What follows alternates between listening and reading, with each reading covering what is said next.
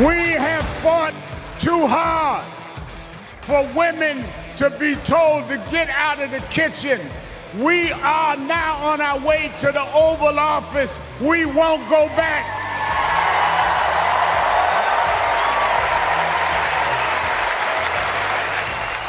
I'm sorry, what was that? The genius of the Reverend Al Sharpton. We fought too long and too hard to keep women in the kitchen? Is that what We have fought too hard for women to be told to get out of the kitchen. I think he might have meant to say the opposite of that, but he does have the brain of a large rodent. The Reverend Al Sharpton. Yeah, he wants to keep women in the kitchen. Where is Tawana Brawley now? Might be shackled to something in Al Sharpton's kitchen. There must be some kind of way out of here.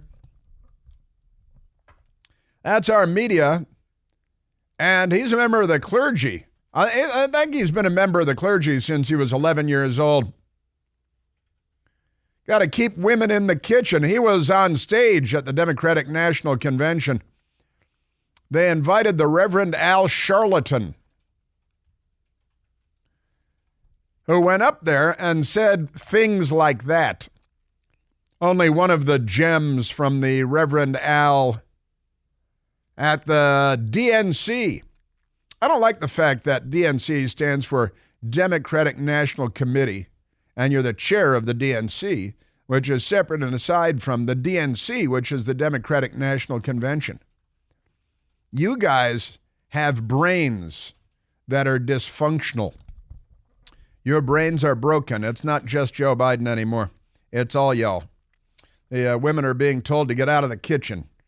He doesn't want to live in a world where women are being told to get out of the kitchen. What is the matter with him? What's the matter with his brain? I don't understand. But neither does he. So I guess we're equal on that one anyway. I helped... Uh-oh, some woman just jumped in there. What was with that? That was completely crazy. The Reverend Al Sharpton. Amazing stuff. Yes, sir.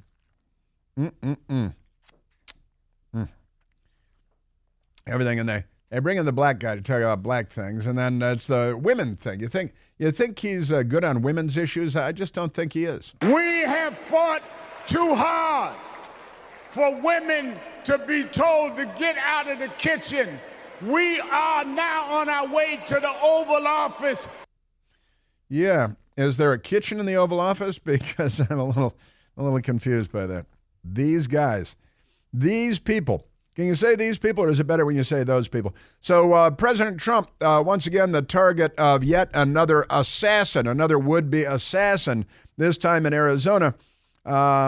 Police are confirming that the would-be assassin is a Democrat. He's a Democrat, and he's a sex offender. But I repeat myself. Do I repeat myself? Is that redundant and repetitive and unnecessarily duplicative? Because the Democrats, so many sex offenders are also registered Democrats. You got a registered Democrat, a registered sex offender. Let's look at the crossover there, because there's a lot of crossover. I'm telling you. President Trump last night was asked about it. And, well, yesterday afternoon, he was in Arizona. And more going on in Arizona today with RFK Jr., who may throw in his lot with President Trump. But pretty amazing stuff. Now, turns out, let's go to soundbite number 26, right? Number 26.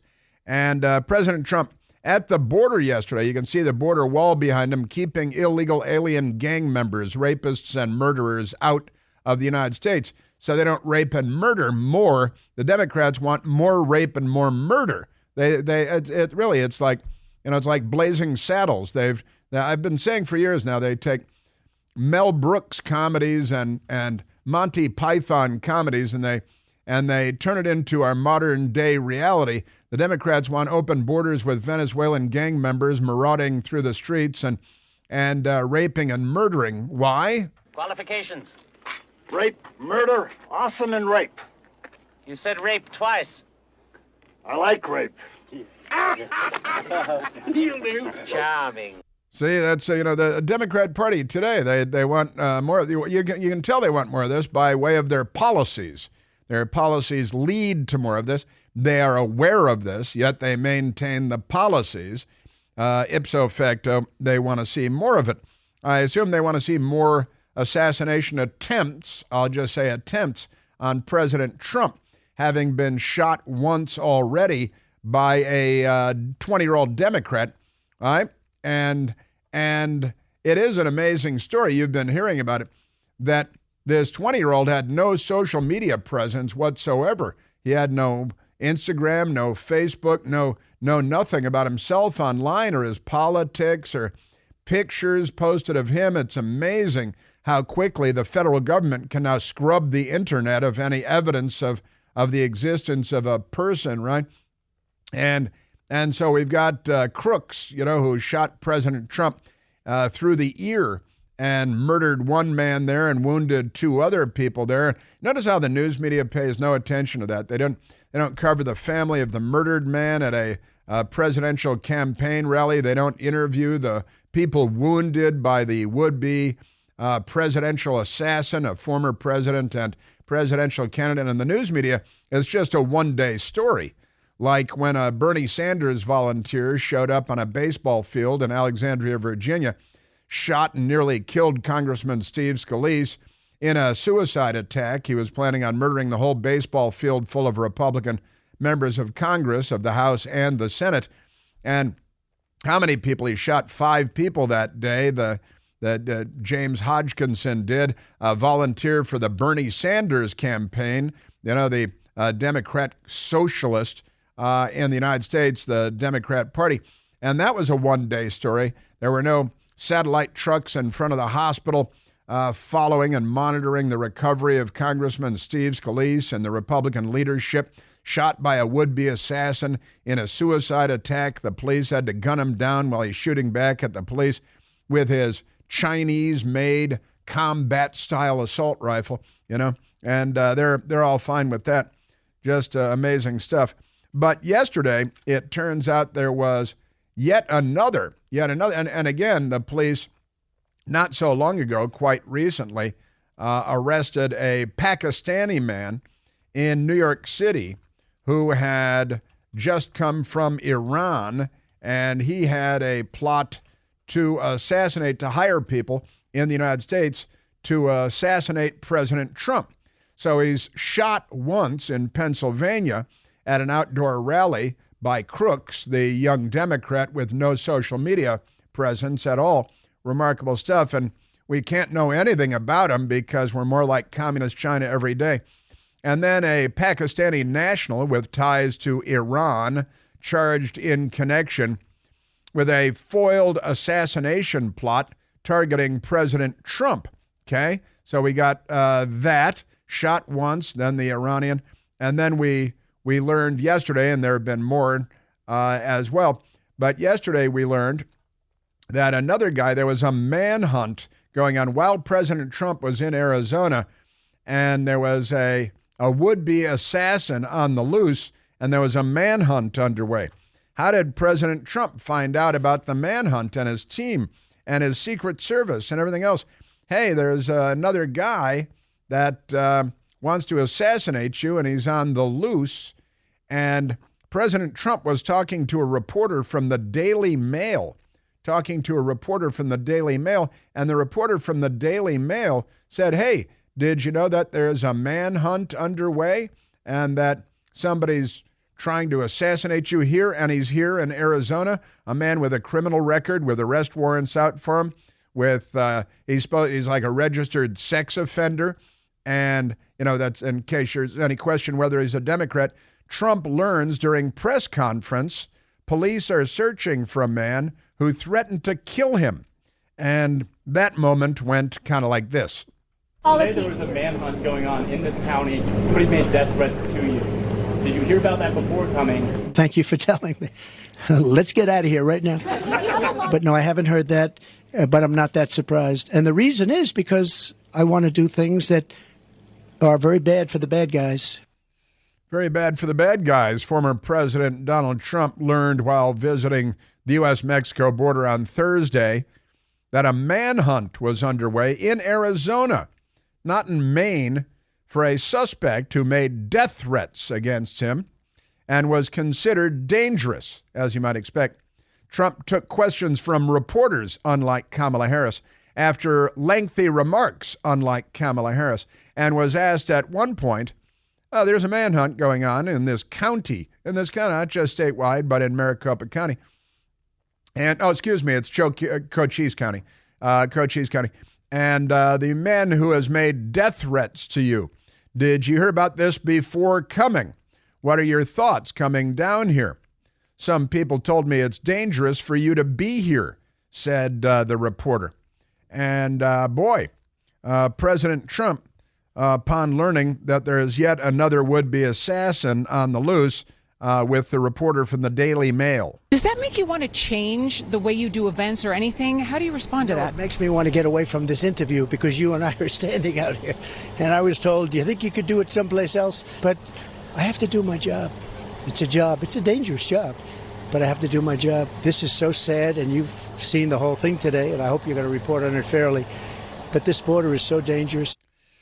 Yeah, so he just kind of deflects and brushes it off and says, it's a dangerous job, but I make the bad guys angry. And so what do you expect? I've heard it's dangerous, but I also have a job to do. It's very dangerous. Heard about that. They probably want to keep it from me. Thank you for telling me, he tells the reporter. Now, again, I got to say, shouldn't the Secret Service detail on the man campaigning for president be grabbing some of the Trump campaign staff and saying, there's just want to make you aware, there's a little something going on, there's a manhunt going on. And it's right here in Cochise County in Arizona that this lunatic is on the loose and he's considered a threat. And the guy is a 66-year-old Democrat named Ronald Lee. It's Syvrud,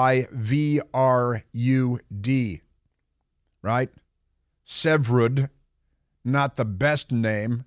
So I think it's from a galaxy far, far away. Syvrud. So Ronald Lee Syvrud. You know how many assassins have the word Lee in their name? It's kind of it's a strange thing. Sure, Lee Harvey Oswald got a lot of Lees in the assassination realm. It's an amazing thing. There's a manhunt going on in this county. Somebody made death threats to you. Did you hear about that before coming? Thank you for telling me. Let's get out of here right now. No, nobody told him. That's a little peculiar, I think. And the campaign staff and the detail on former presidential campaign, maybe word should get around.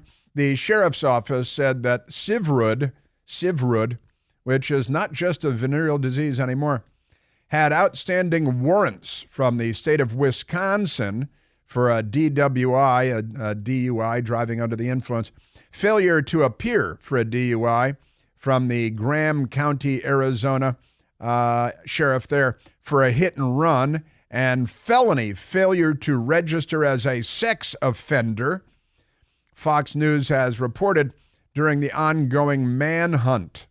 Isn't that amazing? And all of this is just business as usual.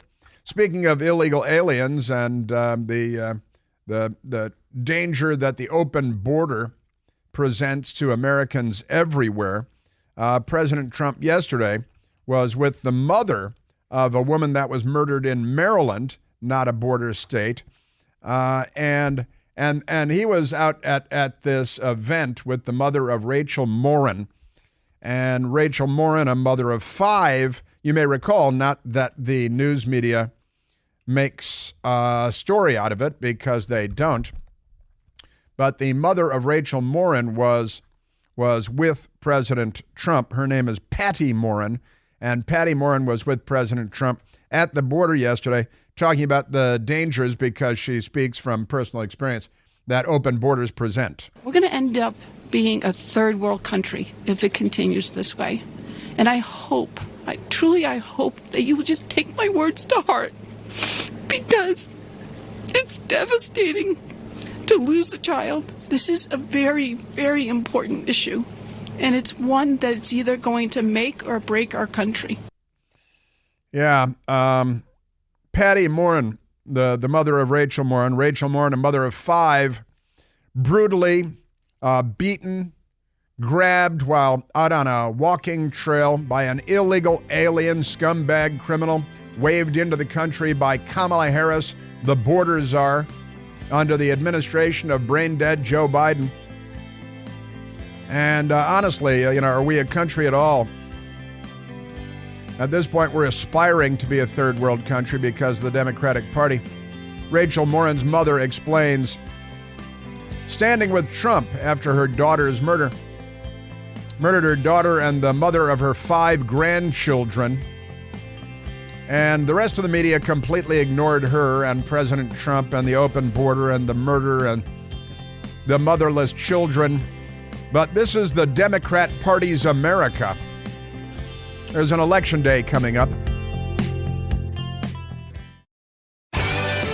By the way, the illegal alien that murdered Rachel Morin, the mother of 5, whose mother we just heard from, is an illegal alien from El Salvador who was wanted for murder in El Salvador before he even came to the United States. Victor Antonio Martinez Hernandez, 23 years old, murderer, rapist. Democrats waved him in. They're not on our side. Let's grab a phone call. Let's go to James calling from Huntsville, Alabama. James, you're on the Chris Plante Show. Hey, Chris. Good to talk with you. Still reserving the right to be wrong because, unlike you, I frequently am.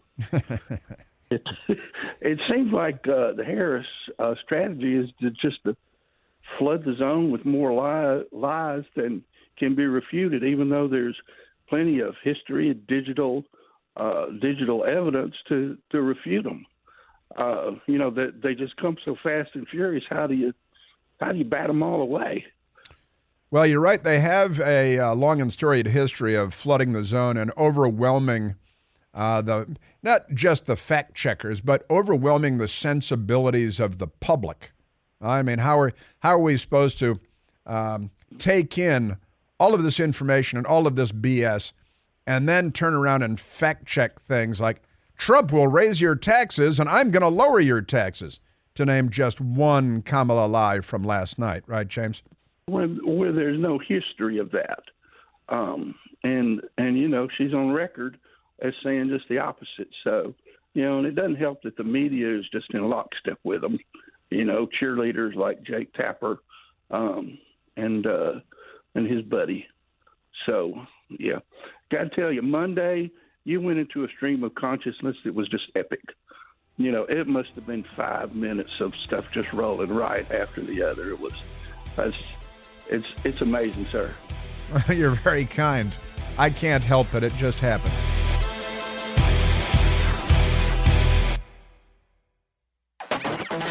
A video posted online. It's right there on X.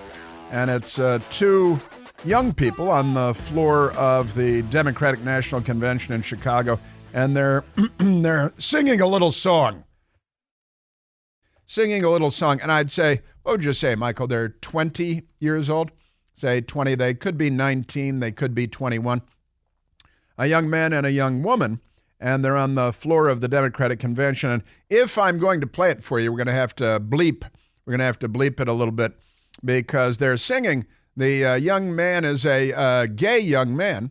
And the young woman is, I think, a straight young woman. I'm just guessing based on what they said.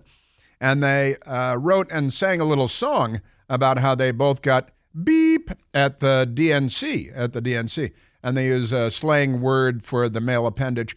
And he's saying he got beep male appendage at the DNC. And she got beep male appendage at the DNC. And they're singing a little song. Now, maybe I've said enough about that, but we should, if we're going to play it, we should probably clean it up a little bit because I don't think we want to use that word on the radio right here. But the Democrat nuts, that's the beginning of the story about the DNC being a super spreader for monkeypox, because you know how the Democrats love spreading diseases, particularly sexually transmitted diseases, but not exclusively. And these guys, let me just say, these guys, I'm telling you. Yes, sir. They're amazing. Also, outside the DNC, man stands out. How do they know it's a man? Isn't that, how can they, can't just say that from a distance. Man stands outside DNC with sign that says, stand with Hamas. Stand with Hamas. Stop the genocide, an Israeli flag with a red circle and a slash through it, crossed out, get rid of Israel. Stop the, see, the genocide is the terrorists are being killed by the civilized world.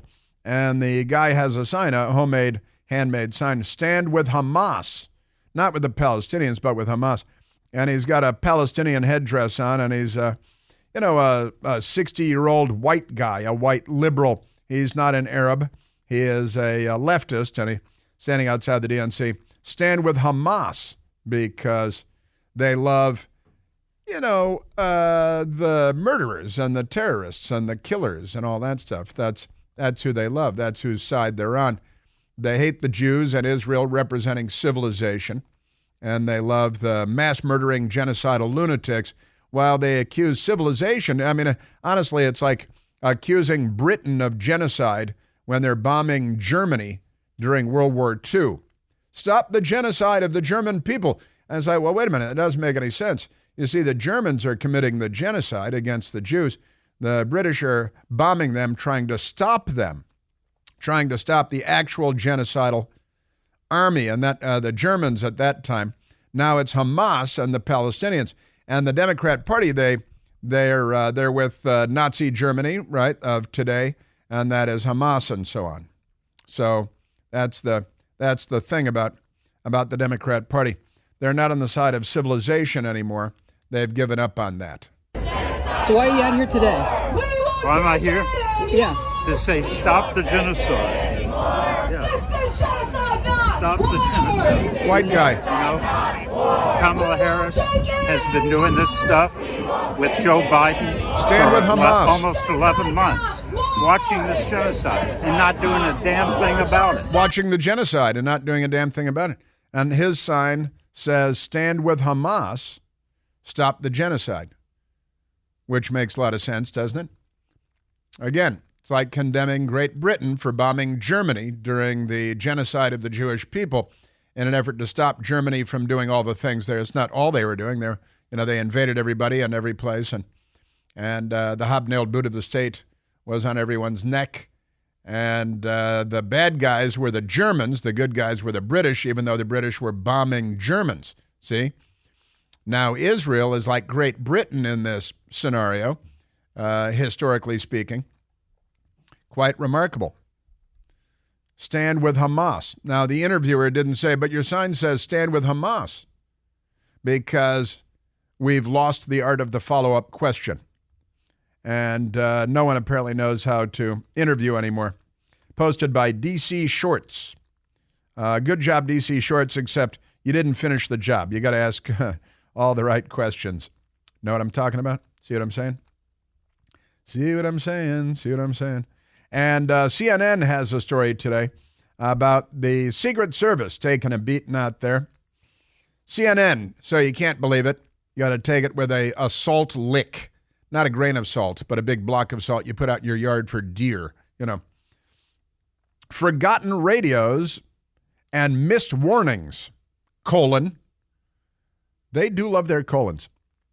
New details emerge about communication failures before Trump rally shooting. Now, I've got to say, and I only did a speed read on this because I'm on the radio and doing this other stuff, but I think today they're indicting the Secret Service for not having in their possession two-way radios from every local, state, and county law enforcement agency that was on scene.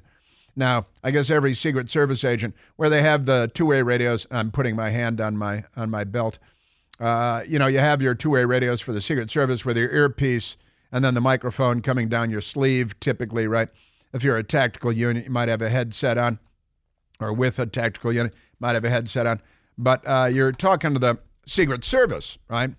Now, if you had another two-way radio for the county police on every Secret Service agent and officer, and then another one for the state police and another one for the county police. How many radios are the Secret Service supposed to be carrying? What they do is they set up a command center, and the command center communicates with local police, county police. There were several at least, local police agencies on scene that day, the day that President Trump was shot and nearly killed. But CNN is pretending to report today. The day before the attempted assassination of Donald Trump, a tactical team of local police officers set aside radios for their Secret Service partners so the two agencies could communicate during the former president's July 13th campaign rally. See, now what normally happens is the Secret Service sets up a command post at an indoor location or perhaps in a vehicle, and the command post has two-way radio communication. They set the frequencies. You don't need a physical two-way radio like it's a Boy Scout troop from the local police and the county police and the state troopers. But you punch in the frequencies. See, we're all grown up now.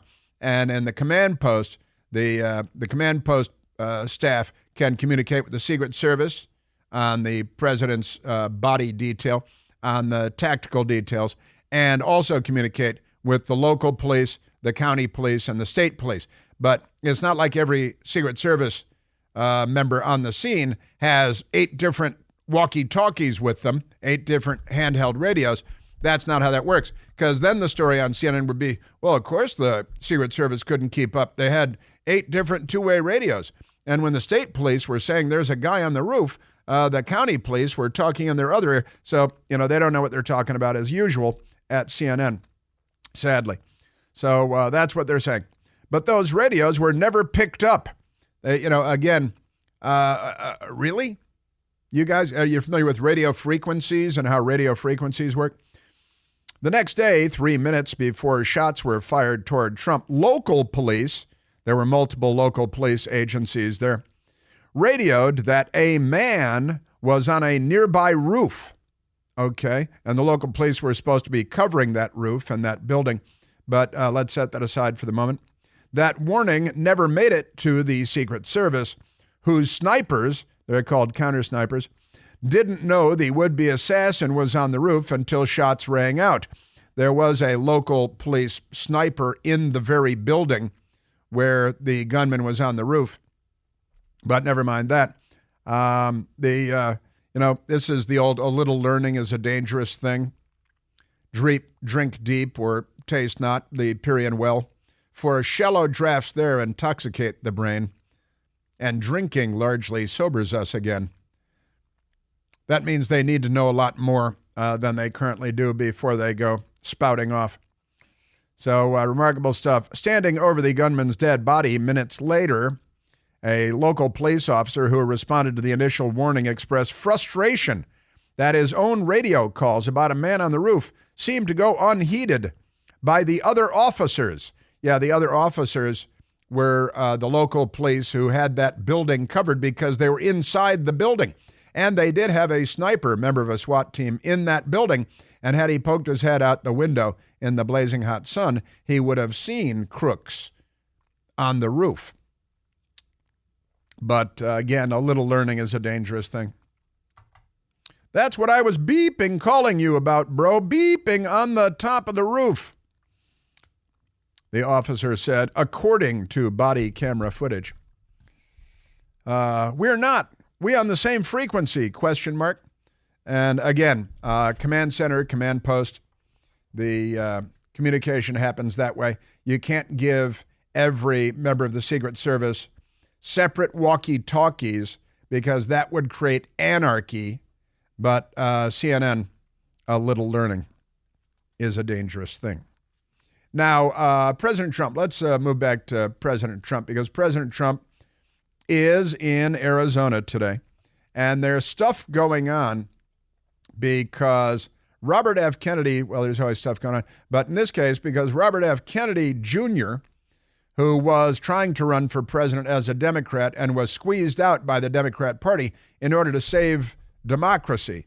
They had to squeeze out a member of the Kennedy family, Robert F. Kennedy Jr., who is, it would be fair to say, let's just say a little eccentric. And that's fine. It doesn't mean he's unintelligent and shouldn't be listened to, but never mind that. Robert F. Kennedy Jr. is talking about, and we've been playing audio for you the last 2 days of his vice presidential running mate.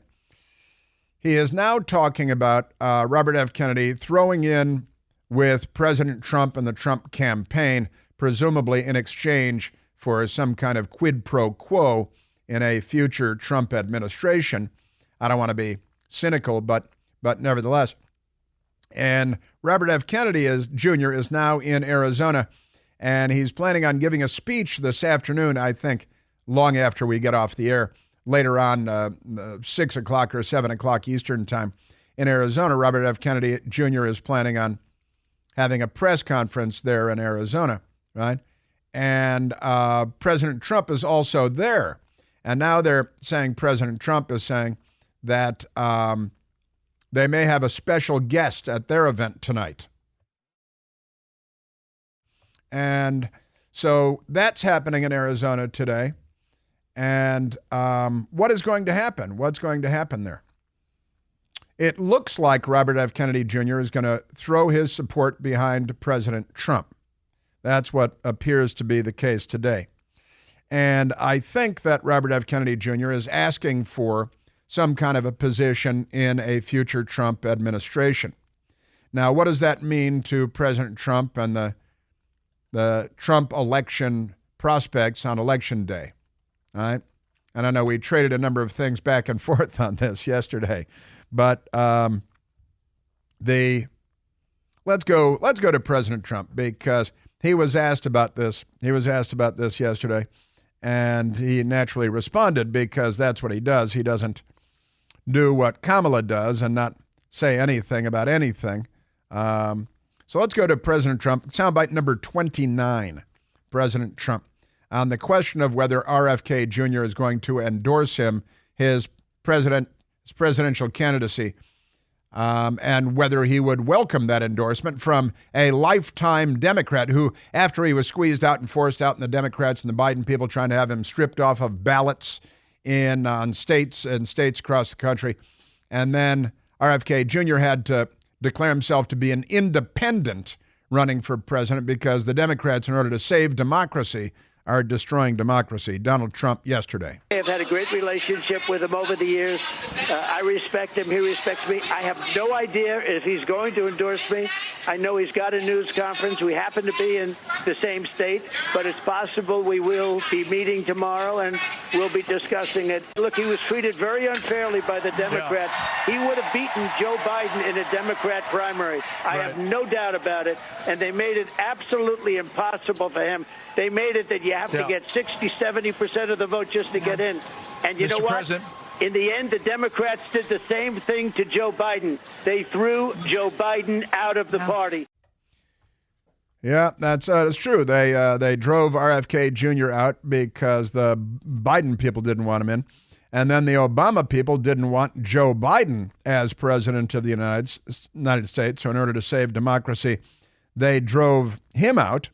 And now they've got Kamala Harris saying, you know what, if they want to drive her out next week, they'll drive her out too. Then they'd end up with Tim, President Tim. His name is Tim, but they call him Tim. So what will happen today? What will happen? It will be this evening, Eastern time. Will RFK Jr. show up at the President Trump rally, throw his support behind President Trump? What will that mean to President Trump's prospects on Election Day? Will it be a win for Trump? I believe that it will, on balance, be a win for Trump, having RFK Jr. backing him. But what does RFK Jr. want in a Trump administration in exchange for his endorsement? That remains to be seen as well. Politics. What a wacky business.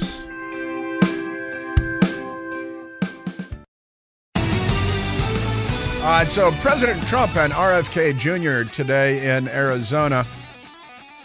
And, you know, I guess the handwriting is on the wall that RFK Jr. is going to endorse President Trump.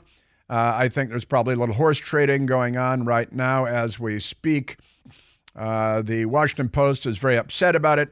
The media will gang up on RFK Jr. because he's betrayed the Kennedy family name and the DNC. So the news media will do whatever they can to destroy him. But RFK Jr. yesterday, talking about the fact that, he's a member of the Kennedy family. Maybe he should be in Chicago at the DNC, but no. I shouldn't be here right now. The DNC is in Chicago talking about their commitment to voting rights. And meanwhile, they're spending, tens, maybe hundreds of millions of dollars to keep me off the ballot. I was raised in the Democratic Party. My father, Robert Kennedy, my uncle John Kennedy, at a time when the primary thrust of the Democratic Party in that era was to make sure that every American could vote. There were people in our country who were being denied the right to vote, and that every American could vote for the person they wanted. Notice that the Democrats can't do audio at public events anymore. This is a normal thing. RFK Jr. There's 1 million people in this country who signed petitions trying to get me on the ballot. 145,000 at least people here in New York State who say they want to see me on the ballot. Why is the Democratic Party trying to disenfranchise those people? What's happened to the party? I don't think my father would recognize this party, and I don't think my uncle would recognize this party. I don't think my father would recognize this party. I don't think my uncle would recognize this party.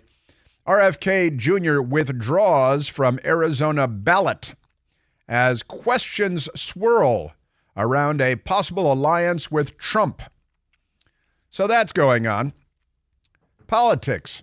It's a never-ending 24-hour cable television show. This is how we elect presidents now. There are TikTok influencers and other social media influencers that were brought into Chicago by the Democratic Party, like Granton Ash, a.k.a. Twink and a Redhead. Wait till you hear them on CNN coming up next.